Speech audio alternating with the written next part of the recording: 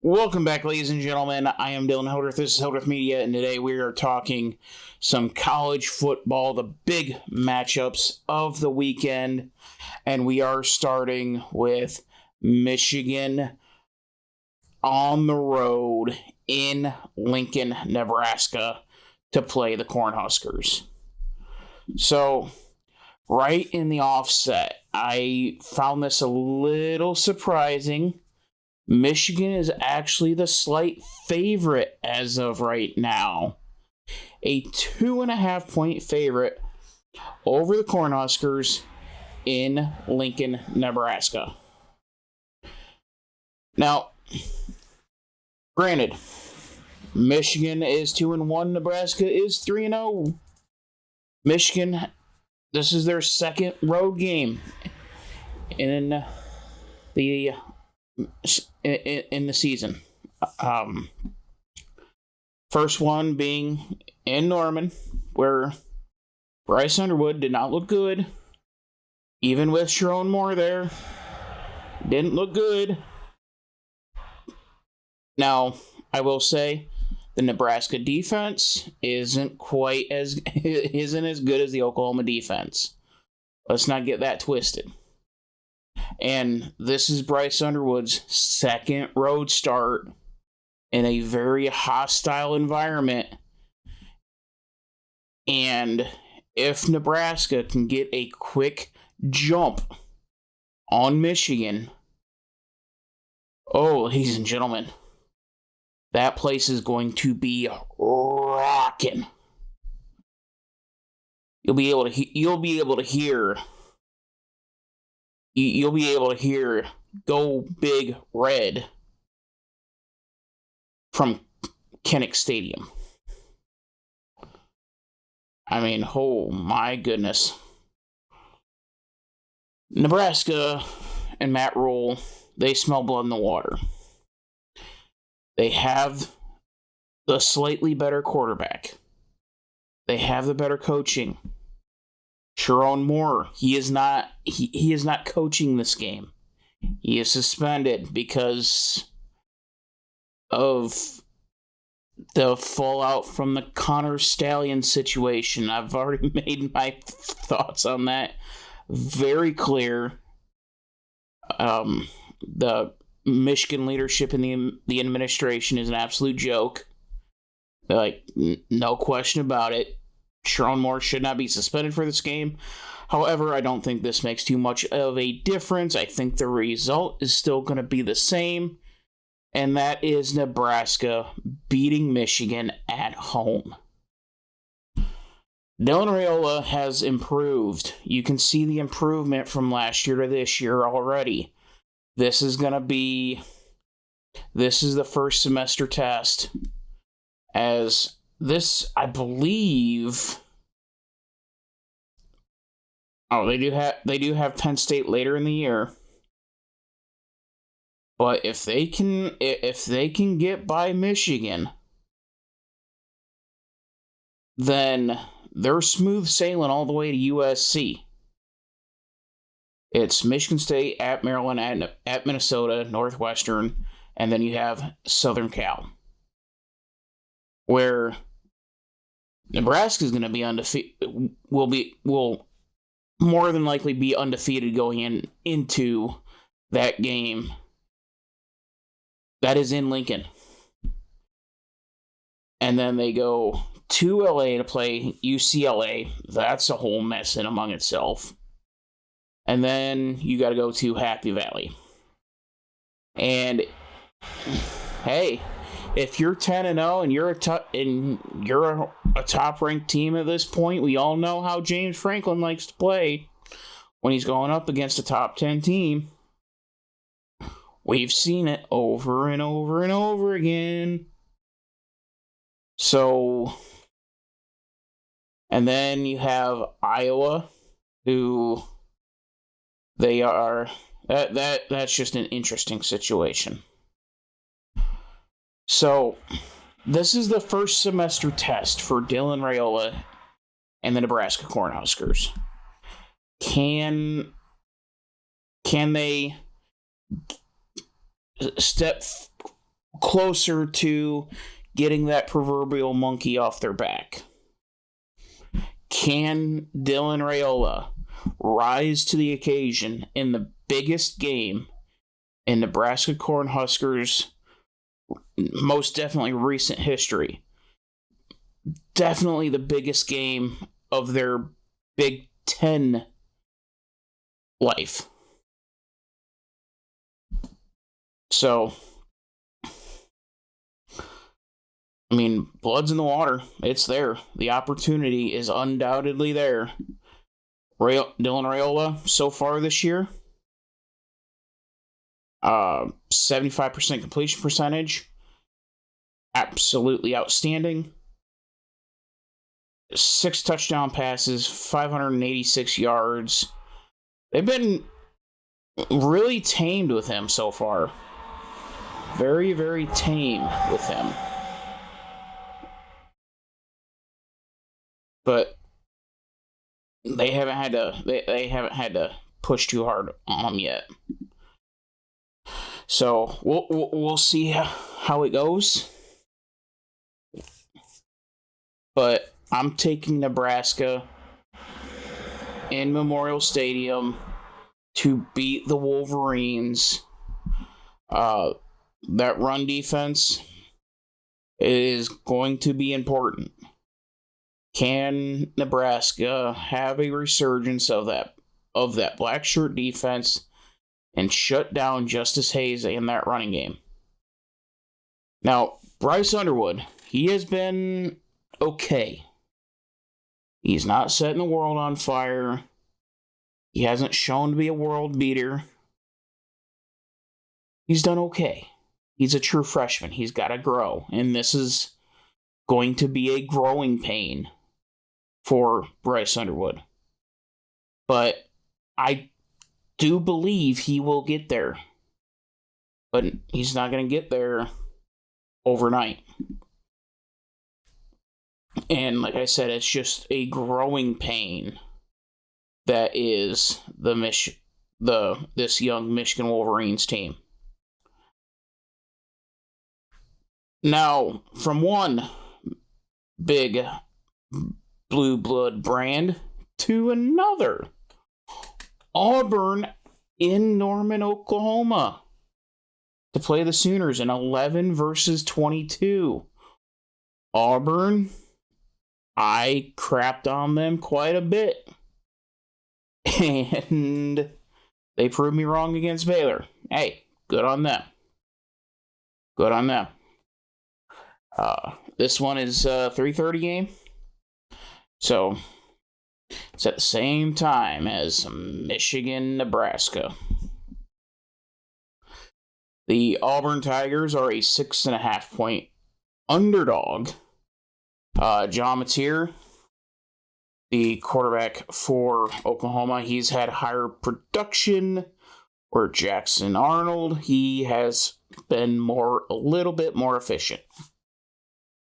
Jaden Ott, I think he still has kind of been a little bit MIA.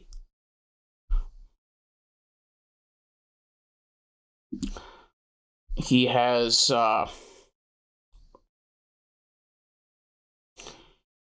he's got 8 carries throughout the year.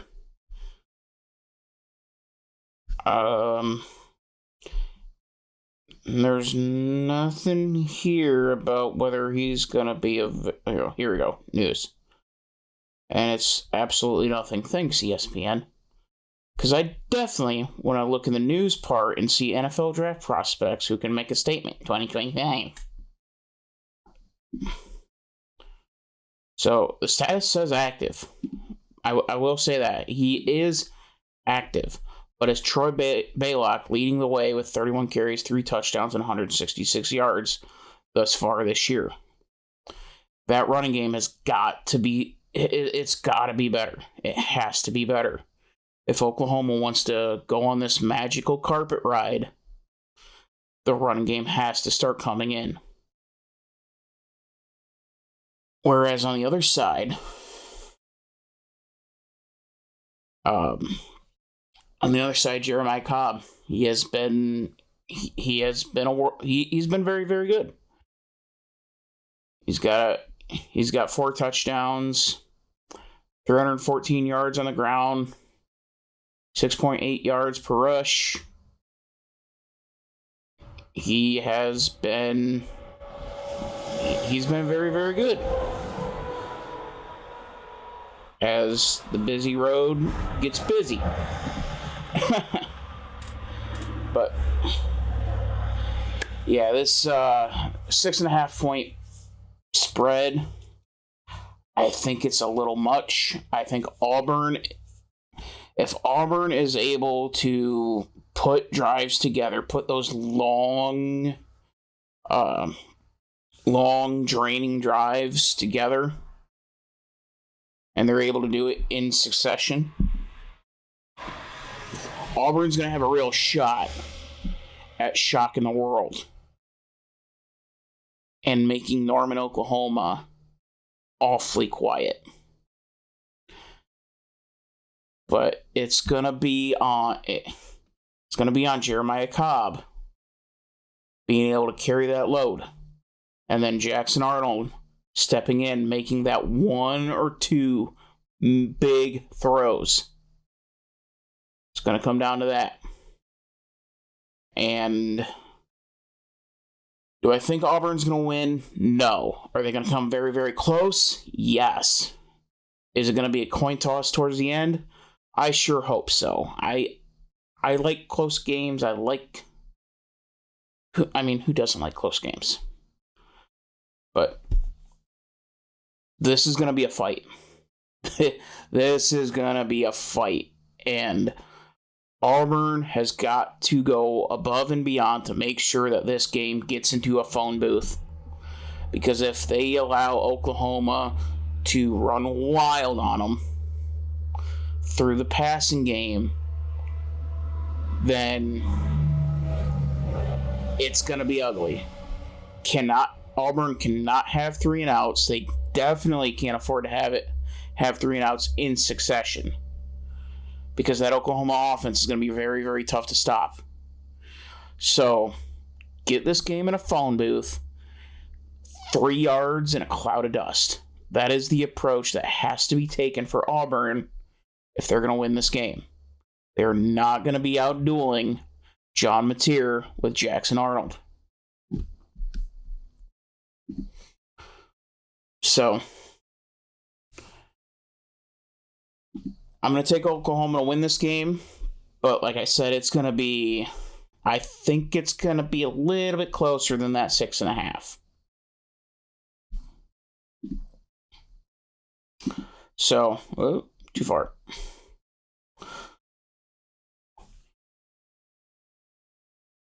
And then we have another top 25 matchup. Number 17, Texas Tech Red Raiders. They go on the road to Salt Lake City, to Rice-Eccles Stadium, to play the Utah Utes.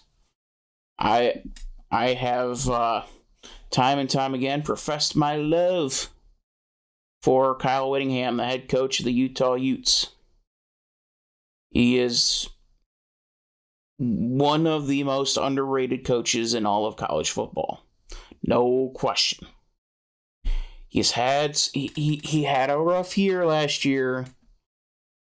Not quite the debut Big 12 season that Utah was looking for. However, it looks like everything's beginning to calm down at the injury department in the quarterback room. So far, Utah, they haven't played anybody. Struggled a little bit against Wyoming, but that's fine. Game 1, people struggle. And then beat Cal Poly 63-9, and then went to the Rose Bowl and beat the daylights. And more cars passing. Great. Awesome. And beat the daylights out of UCLA, which, again, that program's in shambles right now. But Devin Damper He's gonna have to. He's gonna have to have the game of his life. Now he's gonna get some help on defense. Whittingham is a tremendous defensive coach. Utah is always able to churn out some good defensive players. But that is where we have Baron Morton. Jesus Christ, what happened to the Jimmy's Jackson gyms? Holy Nikes. But Morton, he has been absolutely phenomenal. 70% completion percentage, 923 yards, 11 touchdowns. Utah is actually a 3.5 point favorite at home. So, neutral field, it's a toss. That's what that means. And Texas Tech, they haven't really played anybody. They got Alpine State or whatever. Then they had Kent State and Oregon State. And those programs are messes. So, Utah, much like with Auburn, slow this down. Get them into a phone booth. Let's have those kerfuffles in the trenches. You're not going to outrun Texas Tech in this game. Get this in a phone booth. Slow this down. Win the time of possession. Time of possession is absolutely key in this game for Utah. Get those long, arduous drives. Drain that Red Raider defense. That way, when you get the fourth quarter, it's not going to be a massive issue. Because if you're going 3 and out, back to back against this Texas Tech Raiders defense, Red Raiders team, you're going to blink and you're down 21-0. So, I do think Utah is going to win this game. But oh boy, this game's gonna be a fight. This is the big noon kickoff, by the way. So they're gonna be kicking off at I believe it would be 10 a.m. Mountain Time. I think they're in Mountain Time. Oh goodness, I think I'm getting the hiccups. So, and then there's a couple other games that I'm kind of looking through and I'm like, oh, didn't know they played this weekend. Okay. Type of situations. So it's this one probably not going to be as interesting depending on whether Lenoris Sellers is going to be healthy. But South Carolina and Missouri, they're playing in Missouri. And judging by the Vegas line, I don't think they're expecting Sellers to be playing. Mizzou, 13.5 point favorite. I'm taking Mizzou. Not sure about the 13.5 until we know for sure whether Sellers is in or out. But if Sellers is out, I'm taking Mizzou plus 20. It's going to be a bloodbath if Lenora Sellers is not in this game. And even if Sellers is in this game, I got to go with Missouri. And then we have Florida at Miami. Florida is quickly turning into a mess. They lost in Tiger Stadium in Baton Rouge. They didn't look good. 5 turnovers. I think 5 interceptions, I should say. I don't remember off the top of my head how many turnovers there were. Although I find the betting line very interesting. It's only Miami -3. So Vegas is thinking that Miami and Florida are very, very similar. I think Miami's a little bit better than that. I'm taking Miami to win this game. It's in Hard Rock. I got Miami, and I certainly don't think it's going to be in that 3-point range. I'm seeing 10 to 20 point victory for the Canes. And this is going to be an interesting little measuring stick with the top of the ACC versus the top of the SEC. We just saw 1 week ago Florida at LSU, and LSU could only get 20 points on the board despite DJ Lagway not playing well and throwing 5 freaking picks. So if Miami can blow Florida out of the water, that is a direct shot across the bow from the ACC to the SEC. So it's definitely something to keep an eye on. And that game's on ABC. But the 7:30 game that I am interested in, and I will be certainly watching, is Illinois at Indiana. This is going to be a Big Ten matchup. Oh my goodness. College football, we are living in the strangest timeline of college football. I mean, if we go back, we'll say 5 years ago. 5 years ago. And I told you that Illinois and Indiana would be a top 25 matchup. You would call mental health services on me. And if I told you not only is this a top 25 matchup, this is a top 20 matchup. And not only that, Illinois is in the top 10 in the AP rankings. Whew. Oh. I swear to God, we live in the craziest college football timeline. Nonetheless, Vegas has Indiana as a 3.5 point favorite. So Vegas is trusting Curtis Getty, and also the fact that Indiana is at home. They're trusting Indiana over Illinois. And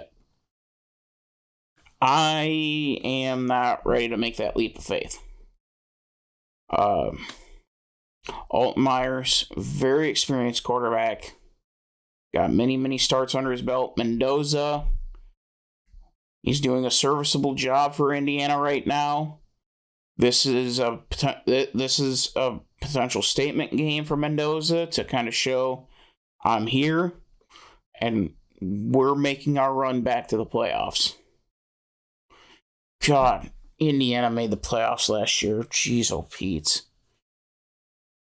Imagine, like this is how crazy the story of this program is.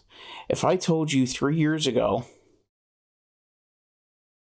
that Indiana was going to make it to a playoff game, again, you would have me certified in a padded cell. But here we are. And we have a battle of the Big Ten Goliaths that is Illinois and Indiana. And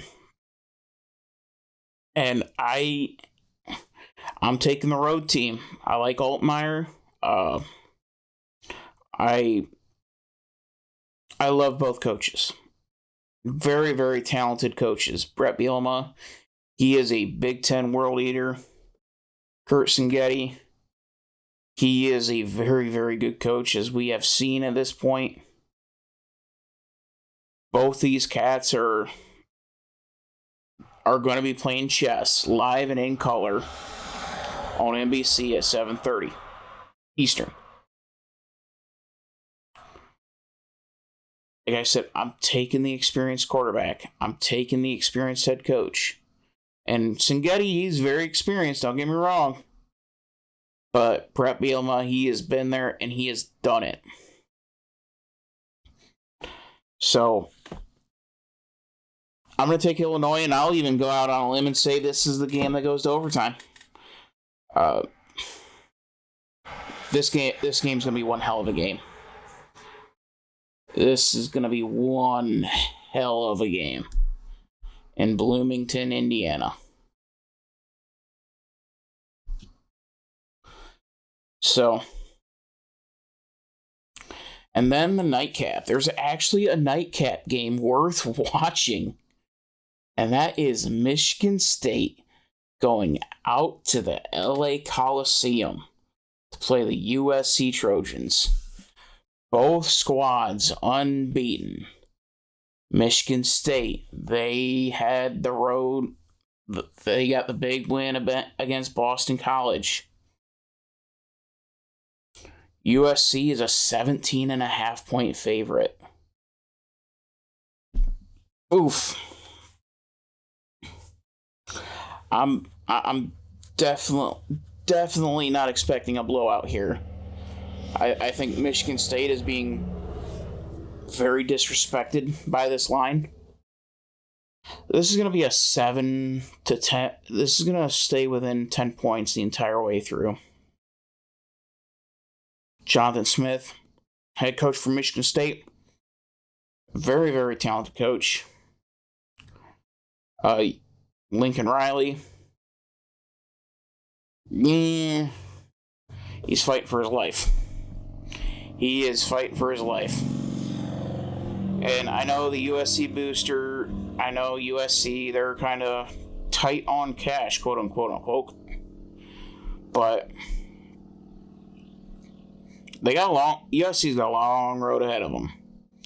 Michigan State, then they go to Champaign, then they come back to play Michigan, then they go back across the country to play Notre Dame in South Bend, and then they go to Lincoln, then they got Northwestern Iowa, then they got to go to Eugene, and then they come home and play UCLA.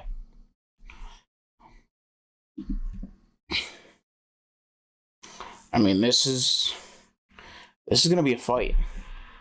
That 17.5 points, phew, yeah, right. Yeah, freaking right. Give me Sparty with the points.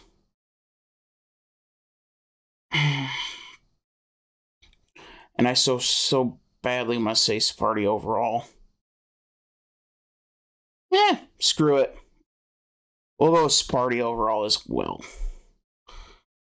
I think Sparty gets the upset here. This is the statement game for this very secretly talented Spartan team. And also, weird things happen after midnight, and this game is going to be ending after midnight on the East Coast. So, that is the rundown for week 4 of the collegiate football season. Please make sure to like the video, subscribe to the channel, hit the notification bell so you don't miss any football, racing, true crime news. You name it, we got it. And we'll see you all in the next one.